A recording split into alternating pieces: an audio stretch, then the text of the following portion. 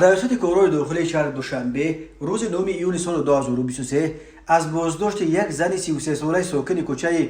نصرتالله مقسوم بر اساس شکایت همسایه و خبر داد صحنه 7 ایون سال جاری در یک قطار شبکه‌های اجتماعی نوار نشر گردید که ساکن کوچه نصرتالله مقسوم نویه سینای شهر دوشنبه از بدرفتاری شهروند قربانزاده فرنگیس شکرجان سال تولدش 1990 شکایت نموده از مقامات ملیس خواسته بودند که نسبت نام برده چاره‌های دخلدار قانونی اندیشیده شود. وابسته به این ریاست کارهای داخلی دوشنبه رسما به اطلاع شهروندان میرساند که قبلا نسبت قربانزاده فرنگیس از جانب کارمندان میلیسیا برای صادر نمودن جنایت افباشی طبق طلبات ماده 237 قسم 2 کودکس جنایتی جمهوری تاجیکستان پرونده جنایتی آغاز کرده شده. بعد از انجام تفتیشات صحنه 7 فوریه سال 2023 پرونده جنایتی مذکور در مجلس کشاد